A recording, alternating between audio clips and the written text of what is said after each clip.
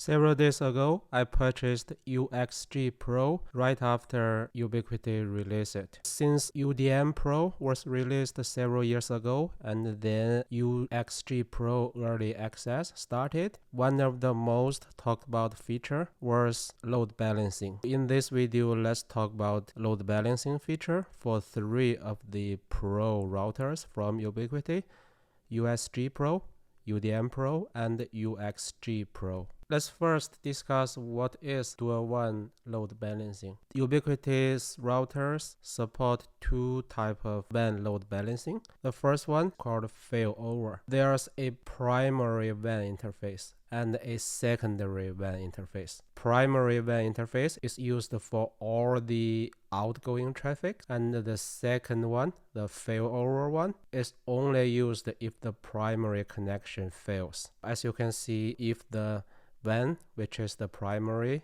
interface, if it fails, all the outgoing traffic goes to the second one, right? So of course you need 2 different ISPs and you have 2 different WAN IP addresses. You may ask, why focus on the outgoing traffic? What about the traffic which go in to your interface, right? Think about it. You have 2 WAN interface. They have their own internet IP addresses. Of course, the outside world can connect with them using their distinct IP address. The system won't prevent that. When people talk about dual WAN failover, people are just focusing on the outgoing one because that's what people are interested in. There's another type of load balancing. It's called weighted load balancing. You have 2 ISPs, you have 2 WAN interfaces. They are equal. So you can configure the different weight for each interface. By default, it's 50-50. Based on the weight, the system will decide how much traffic is sent over which WAN interface. The weighted load balancing implies failover supporting as well, even if you configure the 2 WAN interfaces as 50-50. If, let's say, the first one fails, the system will fail over to this one, and then this one will become 100% automatically. You don't have to change the weight. Here I show the UXG-Pro picture. The top 2 parts, they are for WAN, for internet.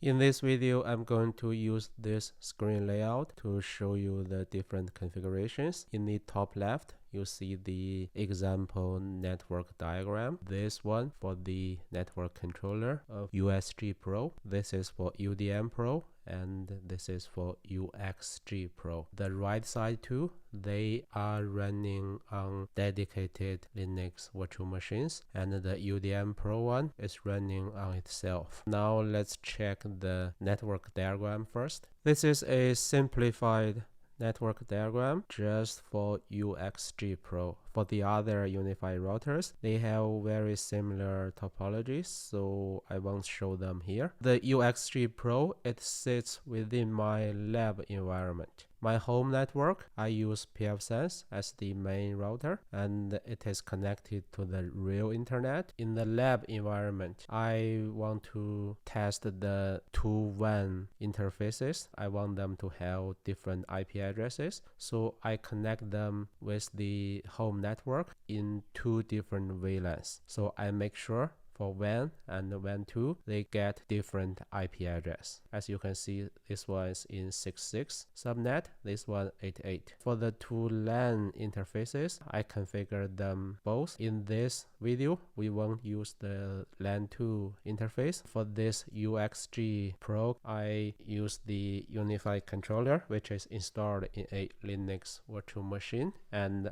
I'm also going to use the same Linux virtual machine to test the internet connections. Check the home network. I note 1 special Linux virtual machine here. To my home network, of course, it's part of the LAN, right? But to the UXG-Pro, basically it behaves like a server in the internet. I'm going to use this one to test the 2 WAN interfaces.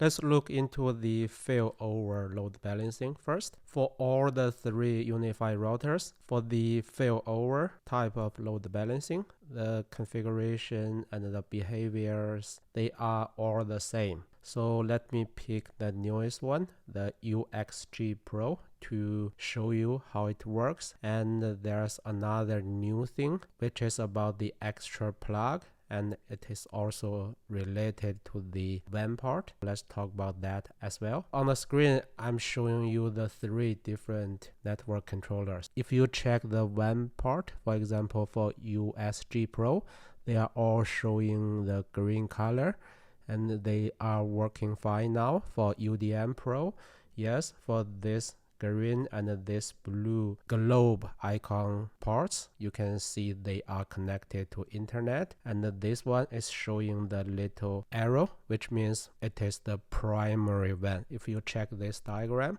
we have WAN, which is primary, and WAN 2, which is secondary. This arrow indicates it is the primary one. Similarly, in the UXG-Pro, we have this green one and this blue one. The blue one is showing the arrow. We are good at this moment. For each router, the 2 WAN parts, they are connected to internet. Let's make sure currently it is using this part, which is WAN. Let me switch to another diagram. For WAN, we are connecting to this 6.6 subnet, right? Let's use this Linux virtual machine, which is sitting in the home network. Let's validate it's really the case before we make any testing. Okay, I just launched a new window for a Linux virtual machine, and this window is for this Linux, which is shown on the diagram. This sits in my home network. You can check the IP address. IP address is 2 something in my home network, right? But to this UXG-Pro, this one is a server in the internet because it's connected to the WAN parts. In this server, let me run iPerf3 server. The reason I run iPerf3 is not to test network speed. That's not the scope of this video. I run this one just to show you what's the client's IP address. Let me move this window out of the way. In this part, let me launch a terminal. Let me show you the IP address. Okay, it's .1.192, right? Then let me connect to this iPerf3 server. Okay, connected. Here you can see its IP address. It's 6.6 something. It's not the LAN IP address here because it's connecting to the internet, and here in the WAN part in the internet, it only see the router, the gateway's IP address. As you can see, for this WAN part, we have the 6.6 IP address, which confirmed UXG-Pro is using the first WAN part, the 10 gigabits part, to connect to internet. Let me disconnect or disable the primary WAN part. Let's see what will happen. Remember, this one is connecting to my real LAN in my home network. I can simply using the UniFi controller for my home network to disable the other end of this connection. The other end of the connection is connected to port 18. Now if I click this one in port profile, you can see it's lab 1 number 1. I want to simulate the internet issue for this one part, right? I simply choose disabled, then apply changes. Yes, the change was saved successfully. Then in this part, in the UXG-Pro network controller part, let's wait till this part becomes grayed out. After less than 1 minute, this one is automatically grayed out, and see this WAN 2 part, it is still showing green, but the change is it has the arrow now. That means it is the active one, which is used to connect to internet. Then you can check in the notification area as well. See the latest message, which happens 53 seconds ago. It says your primary internet connection failed over to your secondary internet. We assume the WAN IP address. Now it will become the 88 network for WAN 2, but let's validate it. Again, here I'm showing the internet server. Let me run the same command again. See? In the server side, it reports 88. That means now LAN is using the new WAN part, which has 88 IP address. So everything is successful. is validated and the system successfully failed over to the WAN 2 part. So far, the way it behaves is exactly the same way in USG-Pro or in UDM-Pro, but there's one more thing I want to show you because it's unique to the new UXG-Pro. There is an extra outlet in the back of the router. It's for your internet modem. Once the unit detects internet issue, it can automatically do the power recycle. But now you don't see the message saying it does the power recycle because it doesn't know which WAN part that outlet is for. In my case, I'm not really using that outlet for any of the two internet connections, right? But the system doesn't know and you don't have any way to tell it. The current situation is for my router, it still has internet connection, right? It's just failed over to the low speed one, which is the secondary WAN part. The only way to force the outlet to do a power recycle is to make this WAN part stop working somehow. Let me do that. As you can see, the 24 has the port profile lab 12. Change it to disabled. Apply changes. After less than 1 minute, it's automatically changed color to gray. Now the situation is both WAN parts are not working. Then let's check what's the new notification. It says a modem was restarted. Let's validate one more thing, firewall rules. We just saw the effect. Once the primary WAN part failed, the system can fail over to the secondary one, right? But you may worry about, okay, what about firewall rules? Will they be transitioned to the new WAN part automatically, or I need to manually do something, right? Let's test it out. Now the system is back to normal. The two WAN ports, they are both active now. Before adding a firewall rule, let's make sure the connection is possible. Let me ping this IP address 8888. It is a real internet IP address.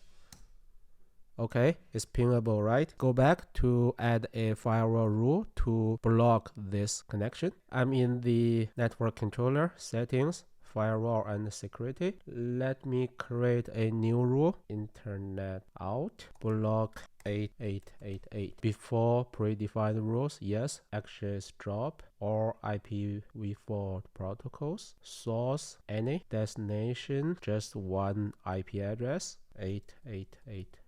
Let me apply changes. Okay, let me ping it.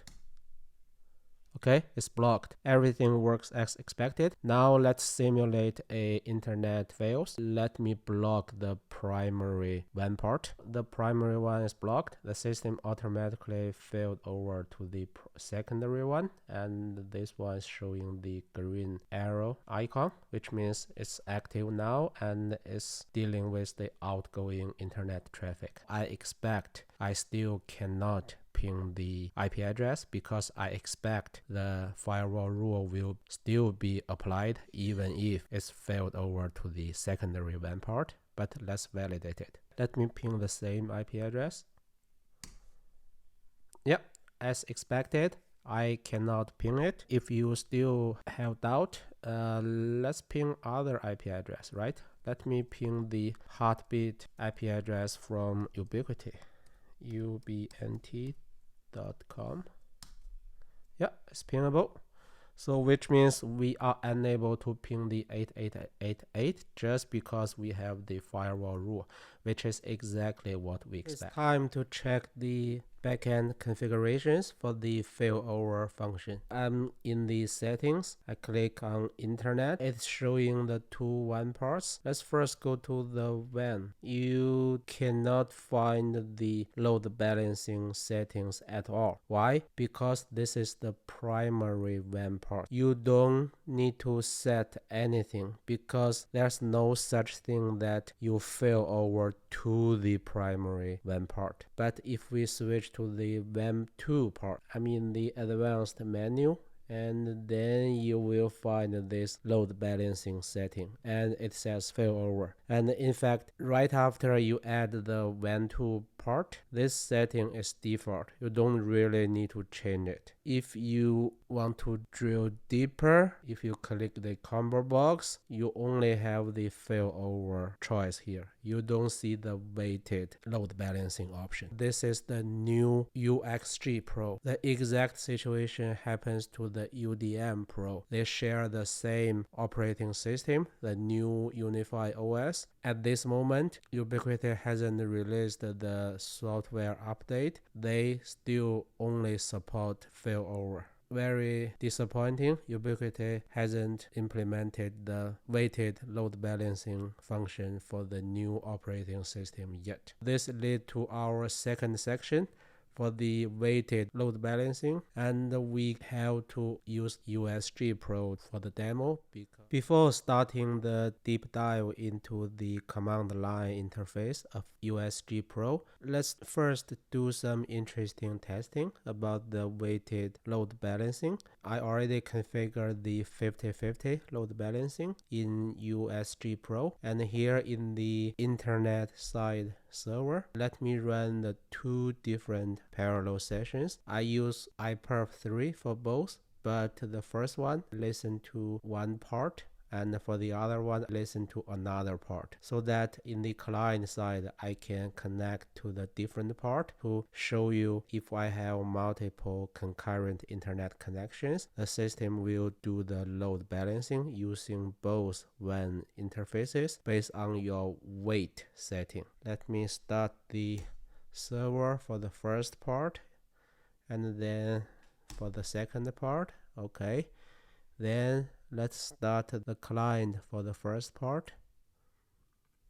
Okay, see here, it's using the 66 IP address. For the second one, it's using the 88. I didn't indicate any WAN address. System automatically did the load balancing. Now let's see the configuration in network controller, and then let's have some fun showing the CLI. Top right window is for the network controller of USG-Pro. As you can see now, the two WAN parts, they are both green, they are both active, and there's no normal arrow in the icon. That means there's no single active part. They are both active. Let's see what's the configuration. Yeah, this is the WAN 2 configuration. If you switch to menu in the advanced section, you will see one thing for load balancing. Remember, for UXG-Pro and UDM-Pro, here you only see failover only, but for USG-Pro you see the weighted load balancing option. You have a chance to specify a weight. By default it's 50. You only specify the weight for WAN 2 part. The weight for WAN can be derived. This is the simple backend configuration. On the screen, I show you two terminals. The right side one is connected to the USG-Pro, and the left one, UDM-Pro. I'm going to show you the two different type of command line interface. SSH into them.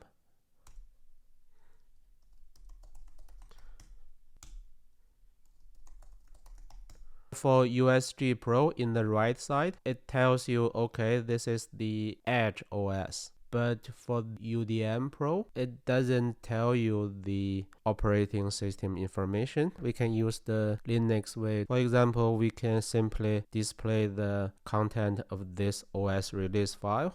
It tells you the operating system is UBOS. So they are running on different operating systems. That's why in backend they have different functionalities, different features. They behave differently when it comes to load balancing. In the right side for USG-Pro, show load balance status, physical interface name, routing table information, and the statistics information about the flows. So this is the current status. No surprise, right? Then we can run another command to check the watchdog information. Show load balance watchdog. So the way the device tells whether a WAN port is connectable or not is simply by pinging the so-called ping gateway. In this case, it's ping.ubnt.com. Internally, it's simply the IP address 1.1.1.1. If you try to run the same command in the UDM-Pro, show load balance status, okay, as expected, command not found. We can try to use some built-in Linux command. For example, you can run ifconfig to show the interface configurations from operating system level. Let me use the more command. Scroll down, down, down, down. Here we see the WAN and the WAN2 part, because I can tell from the IP address, right? It doesn't tell you the load balancing information. That's what you can see from the CLI in the UDM-Pro. Switch back to USG-Pro. As we mentioned previously, weighted load balancing also support failover. So let me go to my home network's UniFi switch, disable the other end of this part. Let's see what will happen. So now it's grayed out,